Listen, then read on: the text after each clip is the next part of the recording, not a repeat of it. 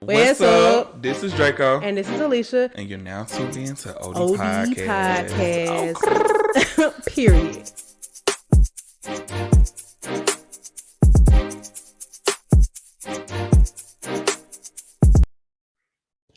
All right, y'all. As y'all know, I'm holding down this thing solo this week, but don't you worry. I still got opinions to share. Okay, hello.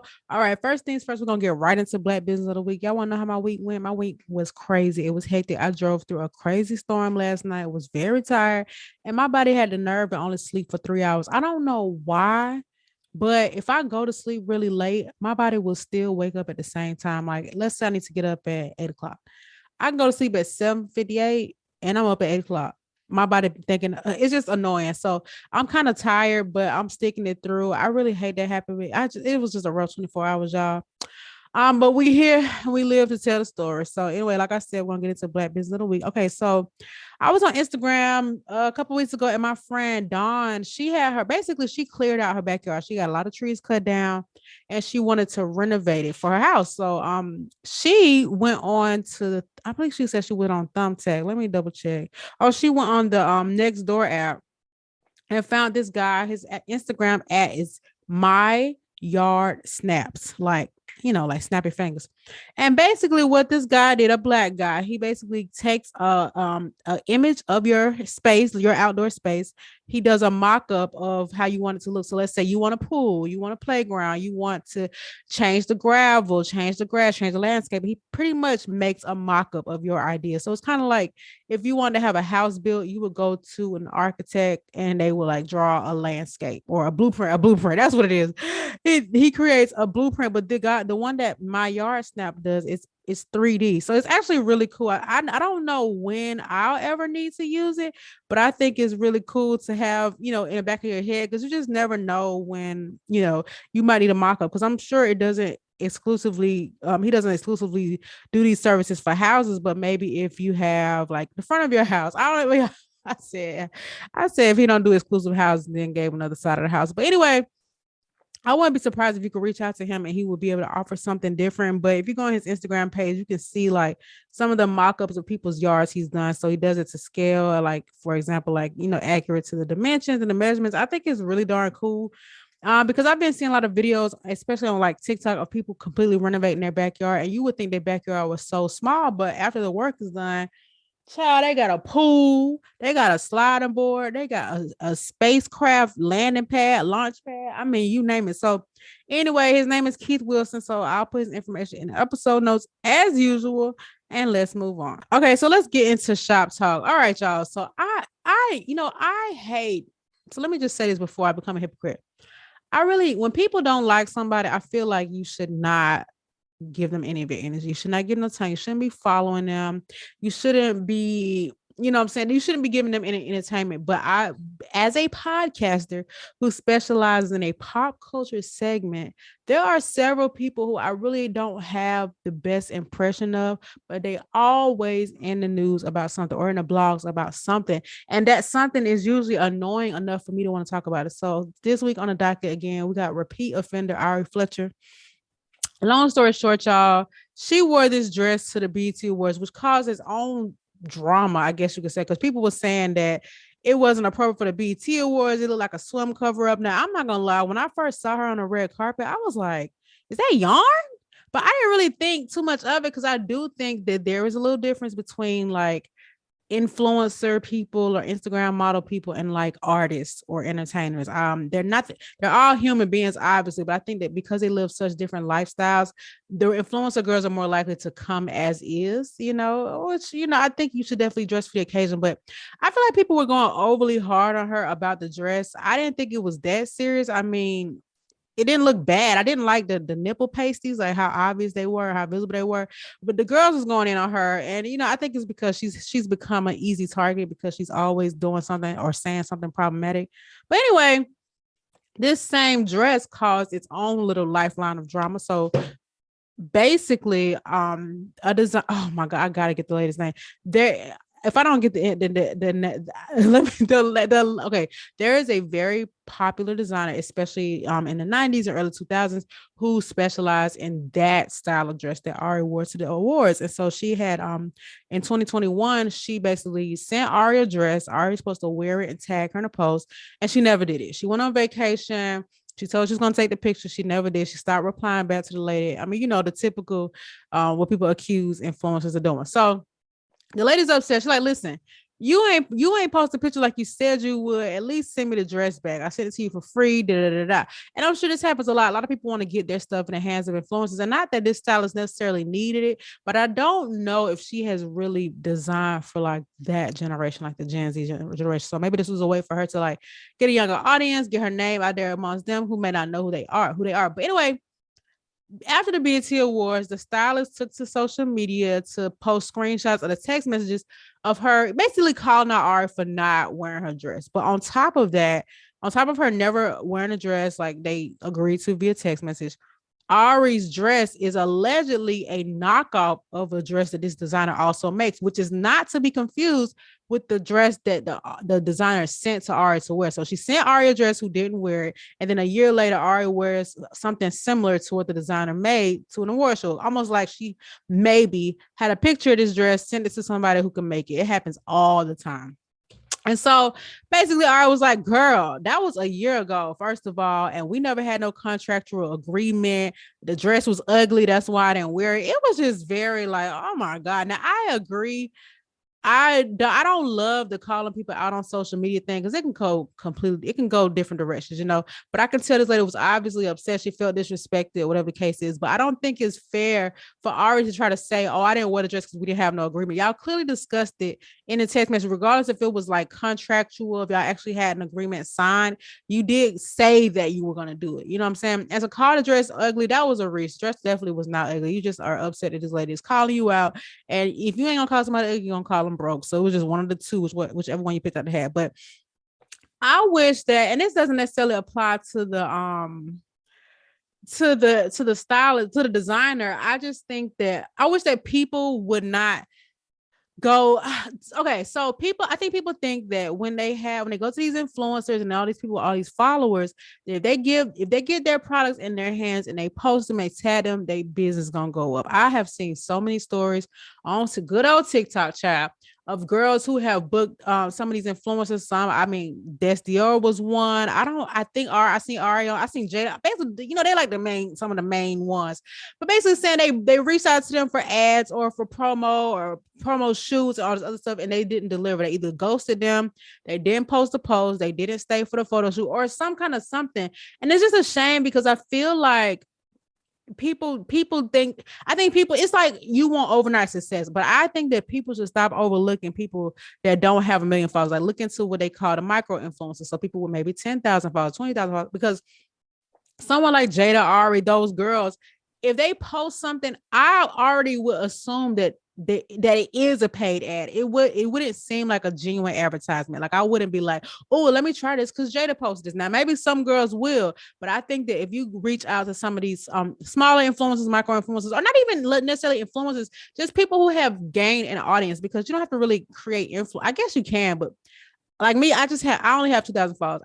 The main stuff I talk about is like financial stuff, and people take my advice. So I think that if I was to say, hey, this is a really good credit card, and it's consistent with things I've said in the past, people are probably more likely to apply for a certain credit card. So what I'm saying is people should look into those audiences and not just think that they go into the big IG girls and that's going to give their company success, because those smaller influencers have impact. They have a smaller, tighter audience who really do believe in what they say, and they're not going to take everything they post or share as some paid ad. Even if it's paid, they still might have a little bit more trust in them because they feel like they know this person, if that makes sense. Anyhow, sorry to that lady, but I'm just, next. What else we got? Okay, so Summer Walker announced that she is pregnant with baby number 2. I really hope that this works out for her. I'm really against having these men's babies. Like, I don't really know how else to say it. I always felt like if you were going to have, now I know that her and this guy have history apparently, and things are going well and all the other stuff, but having a baby is such a big deal. And then having a baby as a, I don't want to not say she's a superstar, but I don't want to say she is. Like, she just is not just some regular girl. Like, she's super talented. She makes great music, and getting pregnant now twice can have an impact on it. Now that's her business. She has a right to have kids and all the other stuff, but I just hope that this was the right choice. I guess that's all I'm trying to say. I hope this works out for her, because she was so in love with London. Oh my God, us against all the baby mamas, blah, blah, blah. And then look what happened. She ended up becoming just like them. And I hope that this guy she's with is not like that. But I just feel like people move so fast, man. I don't know. Babies are such a big deal. I just can't even. And I don't mean to deflect, but for me, even at 33, I'm like, I got to do this. I got to do that. I got to travel here. I got to buy this and build this. Like, it's just so much that I feel like I have to get done. And I don't know if I'll ever officially be ready. I know I say it all the time, but I don't know if there's ever a right time to get pregnant. But I definitely wouldn't think it would be, in a not so long-term relationship. I don't know. I mean, Summer is a very different kind of girl, and she clearly loves hard. She just be all in, and that's good. But I just hope that being pregnant is what she is because if this don't work out and you want another baby, now you're gonna have 3 baby daddies. You know what I'm saying? All right. So in other news, the Supreme Court overturned Roe versus Wade, which does not exclusively. It basically they made it to where the states can choose whether abortion is legal or not. Okay, so I have never been a fan of the idea of getting an abortion, but I have never, ever been against getting one if I had to. And the reason why I haven't been a fan of it is because it's not an easy decision. Like, you literally are choosing to terminate a pregnancy, and I think it's the idea of what a pregnancy brings. You're bringing life into this world. You're creating a little human. They're going to grow up. They're going to be a representation of yourself and the person you created them with. And so when people get abortions, it's not like opening up a bag of chips, you know what I'm saying? Maybe to some people, but I just think that it's a big deal. So if I were to ever get an abortion, for myself, it would be after previous attempts to prevent pregnancy have failed. So obviously, like, as you guys may know, Plan B is not 100% guaranteed. And it also has weight restrictions. So I think the weight restriction is 150 pounds. So anybody over 150 pounds, it could not work. On top of that, you have 72 hours to take a Plan B. And the further you are away from that first day, the less likelihood it is to work. So it's just, it's one of those things where if I took a Plan B and I end up pregnant, then I would get an abortion. You know what I'm saying? Because I am now, right now in my life, it just really depends on the circumstance. I don't think I would. I would take a Plan B, but I don't know. I can't even say, but I'm not against abortions in that aspect. I'm just not a fan of what, I think it can, the women that I know who've had abortions, they didn't feel good about it. They felt like it was necessary, but they did not feel good about it. And let's not forget, people don't just get abortions because they don't want to have a baby. People have complications. Babies pass away in the womb. Babies have mental illnesses that cannot be treated. There's so many things, but I feel like people are hanging up on the idea that people are using basically using abortion as birth control, which is, maybe there are people abusing it, but that's not fair to make a law because of those people, because there are people abusing their job, they're abusing food, they're abusing government assistance, they're abusing so many things. So are you going to make laws around those things because of those people? Absolutely not. But the bigger picture about abortions is it literally does, it saves lives and it terminates lives. But I do not look at it as murder. You cannot even get insurance on an unborn fetus. You cannot get child support on an unborn fetus. There are so many people that I be like, oh, everybody don't need kids, and they have kids, and I feel so bad for those kids. Now imagine that multiplying because people cannot get abortions. And yes, in some cases, people will be able to travel to another state to have an abortion. But if people are having abortions because of their financial circumstance, do you really think that they have the funds to travel to another state? When I was growing up, let's say if I would have got pregnant in high school, I didn't have no car. My mama didn't have no car. We definitely didn't have no money. So if I ended up pregnant, while it would have costed more money, I would have had to have the baby because that was my only option. Because in that moment, I didn't have the money to skip town. I didn't have to skip town, but to go to an abortion clinic. I wouldn't even know what to do. So, sometimes, and like I said, it would have cost me a lot more money to keep a baby if I were to get pregnant that young, but I also didn't have the resources to handle that beforehand. So I don't know. It's just really terrible that that the choice of what to do with your body is a law. You know what I'm saying? And women specifically, and not for, like what is the men's responsibility? Women do not get themselves pregnant, and I don't want to sound like some kind of go politics, go type of person, but it is really disheartening to see, that something like this would be overturned when you're looking at the foster system. You're looking at people born into households that they're not being properly loved, and people are not treating their kids appropriately, and it's just sad. I'd rather somebody make that choice to decide to terminate that before creating bigger issues. But we all know what it is. They want to expand white lies. Okay, they ain't hiding no more. I mean, I said lives, but lies too, child. Okay, so next. Okay, so at the BET Awards, Carisha had this sign that said "Go Papi" at the in the audience. Now, apparently, they weren't even sitting together. She was sitting with JT and Uzi, if I'm not mistaken. But Diddy had a tribute, and he was giving an award, all that good stuff, and he had a speech where he shouted out Kim Porter, who is no longer with us, and then Cassie, who he clearly just recently dropped a song about, and said on his show with Carisha that he had to move on, like it was hard for him to get over her, and people were kind of calling Young Miami or Carisha dumb for wearing a sign saying she looked stupid because he didn't even recognize her.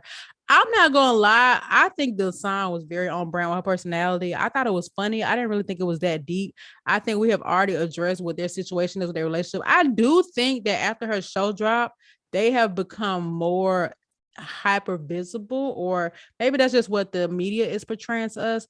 So I don't know if I would have gone as far as the sign, but I also didn't really care because Young Miami is a very humorous person, and she probably really don't care about the Young Miami about him shouting out Cassie because what a bag is, you know what I'm saying? Okay, lastly, so we had the verses with Mario and Omarion. So I didn't watch the first portion of where they did the pre-show. And I am not gonna lie, I owe Mario an apology because I definitely felt like Omarion was gonna win, but I didn't even have no true logic behind that. I think I thought that he was gonna win because he is more visible, like he is more popular.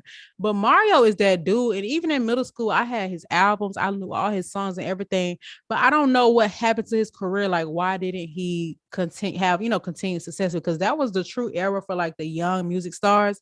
And I remember him having that TV show with his mom. She was addicted to heroin. Rest in peace to her. But I remember that. I'm just like, okay, maybe there was some other environmental things that could have impacted his career. But Mario got down, baby. He sang them vocals. His nostrils was flared up. He had the hits and the hits and the hits. And so much stuff that I had forgot about. And I used to play his album front to back. But Omarion, honey, Mike, maybe they boiled his microphone before they gave it to him. I don't know. But he didn't sound great. Now, I ain't never looked at Omarion as a singer, and I never even looked at him as a hit maker. I think that my support for him in that verses came from him being in B2K. I think that's what it came from. But y'all, Mario was doing so much trash talking to the point where I think that he really would have fought Omarion out there. Like, he really was not scared. He was saying in your thing. He was dissing folks who was calling him friend. It was just a lot, y'all. And then let's not even get on the pre-show with Ray J and Bobby B and Sammy. It was just a lot, y'all. Oh my freaking goodness. And it's crazy because I wasn't even gonna watch the verses, but I kept seeing everybody talking about it on Twitter. I'm like, let me log in, honey. That joke was so crazy. And let's not even get on these watermelons, which is so cringe. Y'all are grown. Why y'all eating watermelons like that? That's so weird. I didn't like it. I don't like that. That's something that you do in 9th, 8th, 9th grade when you want a girl to know that you not a virgin. Like, it just was not. But anyway, shout out to Mario. The vocals was on point and he looked great. So, I'm here for it. Okay, so in tweets from the streets, R. Kelly was sentenced to 30 years, and I think New York for his involvement with coercing kids. It is what it is. Lock him up. When I hear something like that, like he got sentenced to 30 years, I think about how old I'll be in 30 years. And it's like, dang, I'm going to be a senior citizen. It's 66 senior. Yeah. I'm going to be a senior citizen, God willing, when R. Kelly got out of prison. That is crazy. And then he's not even done like going to court for the other states. I don't think he's done with Illinois. I don't know if he has any. I don't think he has anything in Georgia, but I think he has some in California, if I'm not mistaken. Correct me if I'm wrong.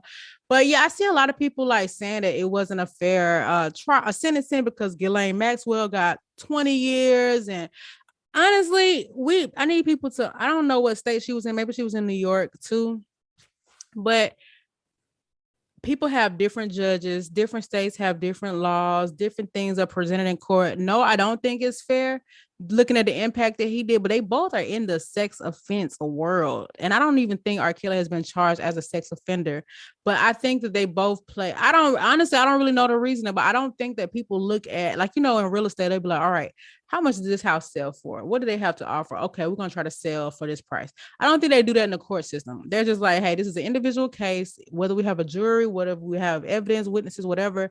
And this is what we assess. And also people have lawyers who try to negotiate and stuff like that. So, oh, well, sorry, not sorry to that man. Sorry to the victims. Now, I do think that a lot of people that played the victim in his situation definitely knew what they were doing. And that doesn't alleviate R. Kelly of any wrongdoing, anything like that. But I don't think it's fair for people to kind of take advantage of a situation and then cry victim. We see it all the time. People try to hook up with these celebrities, go to their hotel, go to their house, and then try to say they was drunk. They took advantage of them. And while they might have been drunk and while it might have been some advantage taken, I don't think it's always cut and dry that. Like sometimes people, they get turned up, they drink, you know what I'm saying? And so both of them in there doing their thing, and then now they have an angle and they want to sue. And that's just what it is. It's sad, but people, please be careful. I mean, it's not worth it for nobody, not for the victim and not for the accused. Anyway, okay, for the main topic today, I want to talk about this video. And I was gonna make this tweet for the streets, but I just have a few talking points that I want to talk about. So I'm sure by now a lot of y'all seen this video of this lady who basically was on, I guess she was on live, but her baby daddy went to McDonald's, went and got food for his son that they share and not anything for her other two kids that they do not share. I saw a lot of interesting takes on this, and let me look at my notes, see what I got. Okay. First things first, I don't think that he is it's just okay.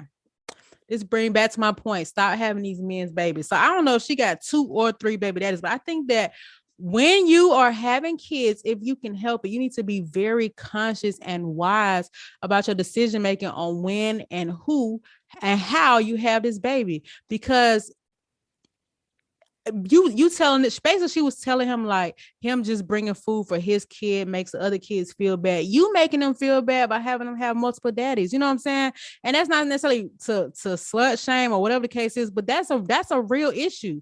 It's like having different friend groups. You got one friend group that's down for whatever. You got one friend group that want to chill. So when you do down for whatever stuff, you got, you know what I'm saying? It's that's probably not a good analysis. I'll be trying to do the analogies, but they don't always work out. But I just don't think that it's the man's responsibility to also bring food for the other kids. Now, that would have been a grand gesture. A great man would have been like, hey, do the other two need anything? Or, hey, were they hungry? Or have y'all ate? Or whatever the case is.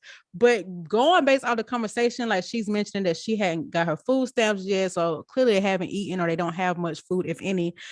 So he could likely be in the same financial predicament. So we don't know if that man was on his last dime. We don't know, what the situation was, but I don't know. I just feel like it's not his responsibility, but I do understand why he would get them food, I guess you could say. So let me look at my notes.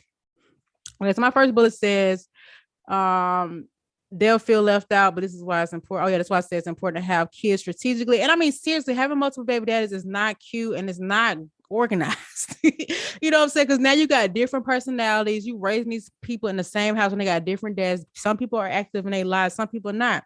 And how do we know if he has other kids or not? Maybe how we know he didn't just go feed all his other kids and now he making his rounds for his other child. You know what I'm saying?